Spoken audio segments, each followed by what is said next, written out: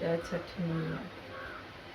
पहिला रोज खरना सब बाल बच्चा के पूरा परिवार के सबके कल्याण के रहबे। हे छठी मैया रोना में सबके निकल रखबे, काया से मांग देवे, बाल बच्चा सबके नैहर सासुर सबके खुशहाल रखबे।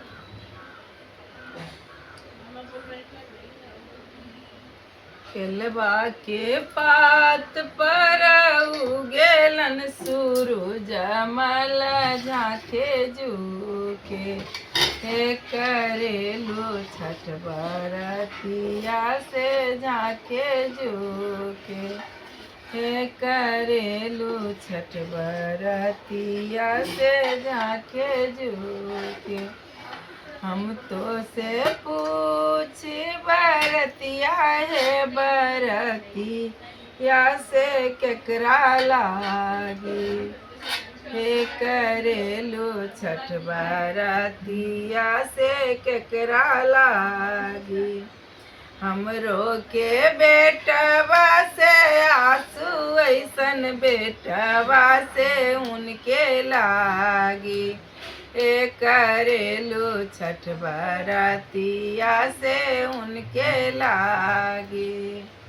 हमरो के बेटवा से अंशु ऐसन बेटवा से उनके लागी, हे करेलू छठ बरतिया से उनके लागी।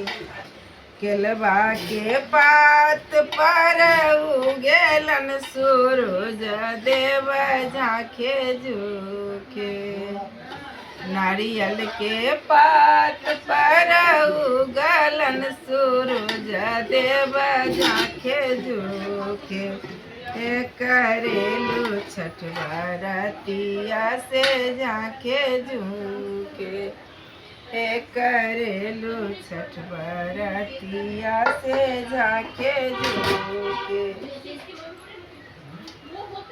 हम तो से पूछी बरतिया है बरतिया से केकरा लागी, हे करेलू छठ बरतिया से केकरा लागी। हे करेलू छठ बरतिया से केकरा लागी।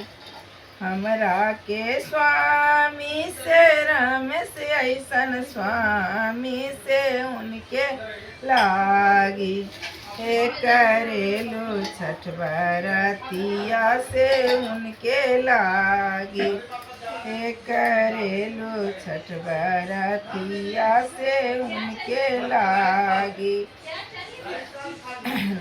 अमरूदिया के पात पर उगेलन सूरज मल झाँके झूके, हे करेलू छठ बरतिया से झाँके झूके। हम तो से पूछी बरतिया है बरतिया से केकरा लागी, है करेलू छठ बरतिया से केकरा लागी। हमरो के बेटिया से भावना ऐसन बेटिया से उनके लागी।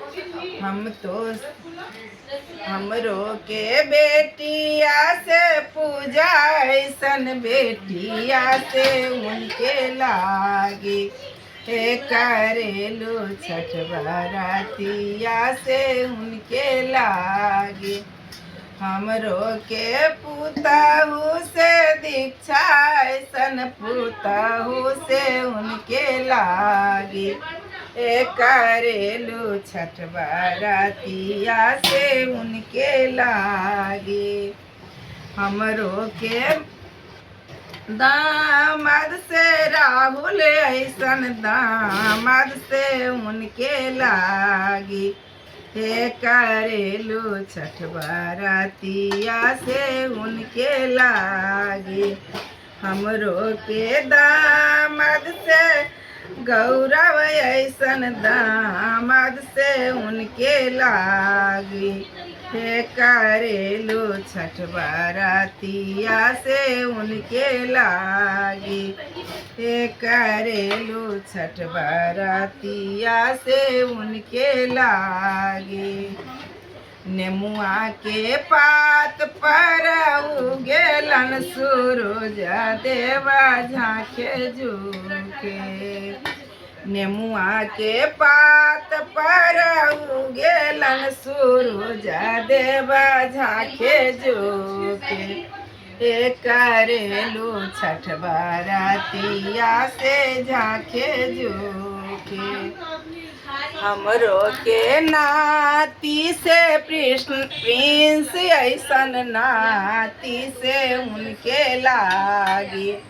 हे करेलू छठ बरतिया से उनके लागी।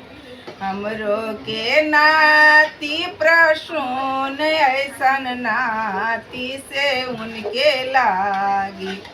हे करेलू छठ बरतिया से उनके लागी। हमरो से नातनी से पारी ऐसन नातनी से उनके लागी। हे करेलो छठ बरतिया से उनके लागी। हमरो के पोता नातनी से मिष्टी ऐसन नातनी से उनके लागी। हे करेलू छठ बरतिया से उनके लागी। हमरो के पोतावा से कान्हा ऐसन पोता से उनके लागी। हे करेलू छठ बरतिया से उनके लागी। हमरो के पोता से बंस ऐसन पोता से उनके लागी। हे करेलू छठ बरतिया से उनके लागी। हे करेलू छठ बरतिया से उनके लागी।